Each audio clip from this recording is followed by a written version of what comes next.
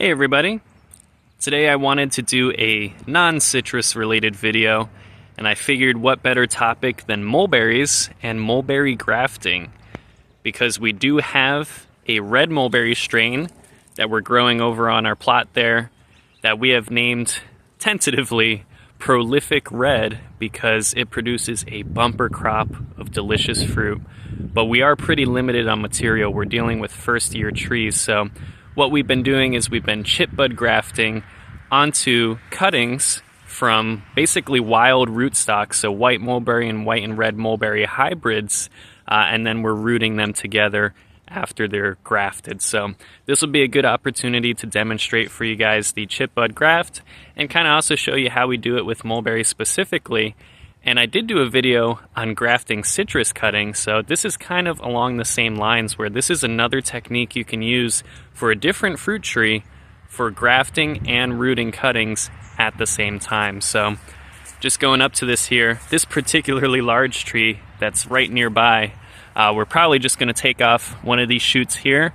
I already used this as a rootstock for Illinois everbearing and it worked pretty well when I air layered and grafted at the same time. So we'll take a cutting of that, and that should give us just enough material to demonstrate this for you guys. And I was like 1 or 2 short on one of our trays, so this is a good opportunity to fill that up. So I will see you guys at the grafting bench.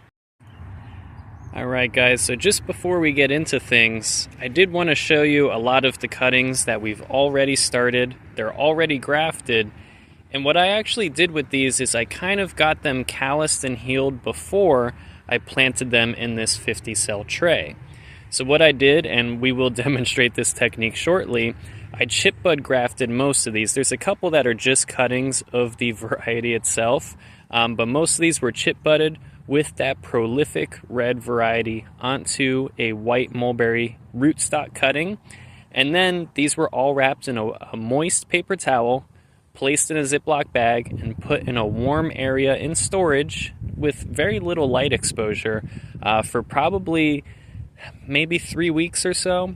Usually that 2 to 4 week range is pretty sufficient to see enough callus and healing on these mulberries. But if you look close, you could see that some of these are already sprouting there, and some of them are already showing a good deal of healing. I'm gonna get that focus for you if I can. That one there's a good, might need our hand for this. Yeah, you could see all the callus coming through. It's actually starting to break the grafting tape, and that's the case for several of these here. So we're seeing some really good healing across the board, which is awesome to see, but most of these have callus at the bottom, but no roots yet. So these were dipped in a rooting hormone, and now they are set out here in this very simple mix of just peat moss, pine bark, and perlite. So I'm going to rig this up so you guys could see us do the chip bud grafts, and I'll show you how we got to this point here. Alright, so we are all set up and ready to show you guys how I do this. What I have here are just a few cuttings of that rootstock mulberry. I did have the liberty of going a little larger because I had more material of this. For this white mulberry rootstock, these, you notice, are shorter cuttings, probably somewhere in the 3 to 5 inch range, and that's because I was more limited on material, but the roots from this rootstock are much more vigorous and much more resilient. So this is my preferred choice. This specific variety is a white mulberry we saved from New York that did display superior characteristics. It's just a very healthy tree, grows extremely vigorously, and it makes a great base for other varieties we want to graft onto. So because I was limited on material, I used smaller cuttings, but you can be just as successful with this size cutting as you can with the larger ones. But the larger ones do have more reserves. These have more energy in them. So depending, you may find more success with these, but I've gotten to the point where I can manage pretty well with the smaller ones too. So that's become my preferred when I'm working at a larger scale with some of these propagations here. But I'll find a good one to start off with, which I'm kind of leaning towards one of these two in terms of thickness. Kind of that pencil thick range I like for these. But you can see this already has a bunch of buds on it as is from the rootstock variety here. So what I'm going to do is I'm just going to take the knife here and remove those buds, which I just go right underneath it and rock it, and then we're able to get that bud off nice and easy. So just going to go down the whole way and get rid of these because I don't want any sprouting from the rootstock, because that is not what we're trying to grow here. We want that prolific red, which I would say, I mean, I've talked about it before in past videos, but if you haven't seen it, prolific red is a variety we found growing local here. It seems to be a native red mulberry, or at the least a red mulberry hybrid that looks predominantly like a red mulberry, which can happen, but produces absolutely bumper crops of large, sweet tart fruit. They're the best tasting I've had. I've heard a lot of good feedback about Illinois everbearing, and I have tried it too, off of our younger trees, albeit, and the fruit were comparable. I liked prolific red a bit better, but it could be related to the tree age too. So figure it's probably comparable to Illinois everbearing, and most of my experience is with these red and white types, so I have less with some of the more exotic mulberries that you might be growing. Okay, that's looking pretty good on this cutting here. At the ends, once we have it grafted, I will make a fresh cut near one of these nodes. So when we stick it in, the roots are probably going to come from around that area. The further away you get from it, the more likely it is to rot than callus. However, they tend to still behave pretty well compared to other plants. They could still root even if some of this rots, or they could even root from here. So it all just depends. But we'll make a cut there at the end, and I'm looking to place the bud probably in between two nodes. Now, the reason I do this when rooting cuttings is sometimes the top dies back, and I don't want wherever I'm grafting to be involved in that dieback, because the plant can still live if the top dies back, but you will lose the graft if it's too high up. We don't want it too low too, where it's near soil level and getting buried and everything.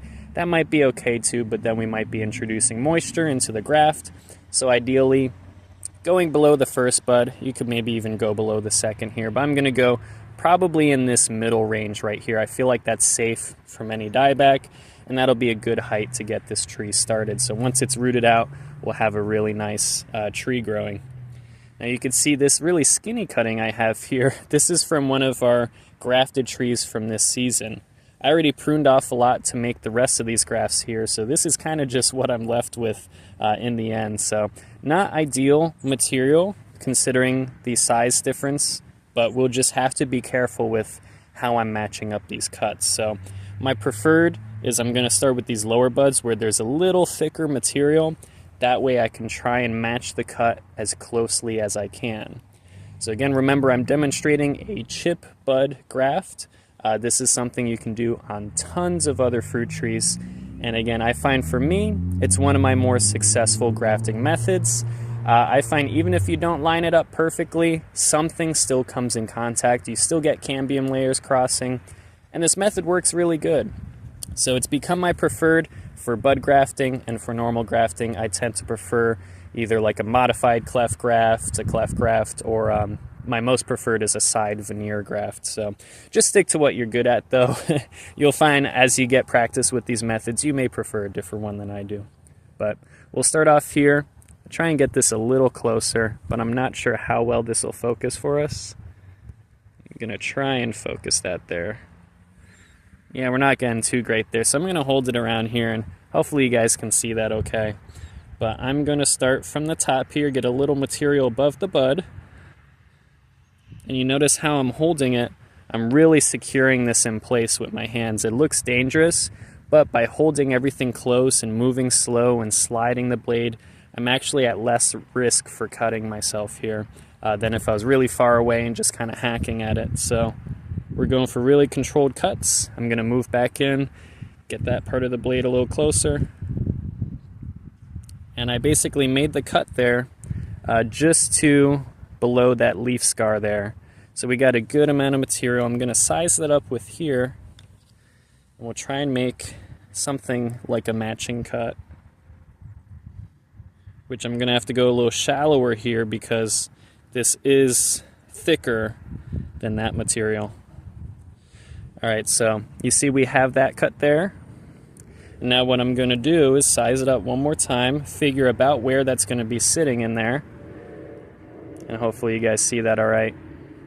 Sorry if this isn't focusing too great. Trying my best here with the white shade cloth. I think that's looking a little better.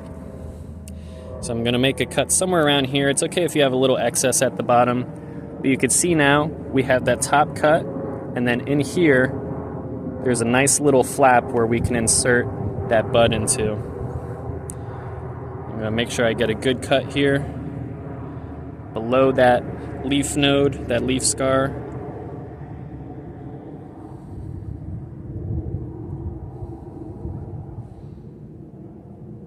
Alright, we might have to go a little deeper on that. I think my cut was too shallow. Okay. And there we go. So we got a nice little cut there, where now you can see we could lay that bud here and just slide it into there. So now it's nice and cozy. You can see it doesn't match up perfectly. Like I said, the bud is thinner than the rootstock material. But what's nice about this graft is this top portion will cross at some point. I like to either push it one way or the other when it's centered like this, so we get a little bit of crossing on one side. And then this bottom part, that flap there, by cutting that flap and matching it up with the cut at the bottom, we get another point for crossing at the top here. And then underneath this part, we get yet another part, especially if it's kind of angled there. That's another opportunity for cambium contact. So we have several points, which is really great about this graft and why it tends to be successful for me, even if I don't make the most perfect cuts. So now I have my pre-cut strips of parafilm that I like to use over off to the side here. So just a wax grafting tape here. And now we're going to start from the base, and I'm just going to wrap around, try and get no more than 2 layers, but ideally around 1 layer around the bud and around 2 on the other parts of the bud to get it sufficiently tight enough. So I'm just going to be holding the tension here, trying to keep a certain degree of tightness. So we got to cross over the bud there. And that's looking pretty good, wow. Alright, I don't think I messed it up too bad on camera.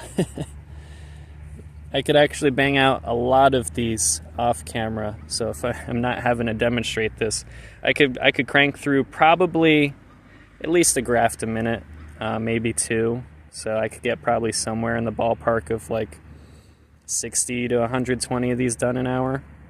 But there you go. That's a nice representation of what we're looking at with the mulberry chip bud grafting. And like you saw with these, this will heal together in a couple weeks, and then this will root out, and these will essentially just grow as one plant. I cut off all the other buds, so it's going to be forced to utilize this one. But you will still notice sometimes these will callus up and heal and push out shoots, even if there's no bud material, or even if there's just a little smidgen that you left, it will still try and grow from the rootstock sometimes. But we try our best to mitigate it. Hopefully it's not an issue. Now all I'm left having to do is, and I like to make an angled cut. Sometimes it just helps you remember, but it also helps push it into the soil and get it in there good. Some people say it even gives you like a little larger amount of I guess cambium tissue that's exposed here, but it's just my preferred way. You can cut it straight, it really doesn't matter. We'll dip it in that rooting hormone, so that's powdered nicely. And then some people like to make a hole prior to sticking or cutting in, because just jabbing it in will wipe off some of that hormone. But honestly, when I'm doing this, and I'm doing a lot of these, I just stab it in. So not great practice, but I haven't noticed an issue with it. But then again, who knows, maybe it could be quicker if I wasn't doing it just like that. So that is a chip bud graft. Feel free to rewind the video and take a look at it again. Hopefully we got some pretty good footage there for you guys. It's really a simple graft in nature, It might be something you have to practice a bit, but I think of the bud grafts, for me at least, it was easier than doing the T-bud grafting or other types of grafts where you're sliding the bud into the bark, because again, this can be done at any time of year, whereas the other ones are a little more season dependent, and I find they take a steadier hand and a little more control to keep the grafts clean and get them healing right. But I have done them with success too, and you certainly can. This doesn't have to be your only method, but again, it works good for us. It works great for mulberries, and this gives me an effective way to propagate a ton of these trees now. So hopefully we'll have enough of these for the next season. Unfortunately, believe it or not, we were supposed to have multiple times more than the cuttings you see growing here. But the cuttings that did succeed, unfortunately, we had a rodent problem in the greenhouse and they were eaten. So I'm a little bit sad about that. I did put a lot of effort into trying to make a lot of these trees because everyone was asking me about them. But we'll see what we're left with, and hopefully in years to come we'll have more than we do this year. But I hope you guys enjoyed the tutorial anyways. Thank you for always tuning in, and thank you for all the support. The channel has actually been growing a little bit faster than I expected for the new year here, so I'm very, very grateful to you guys. Thank you as always for liking, sharing, subscribing, doing all those YouTube related things. And I look forward to having you guys even as customers if you're interested in these trees. But hopefully the free information here is still of value to you. And thank you as always. I'll see you guys in the next video. Bye-bye.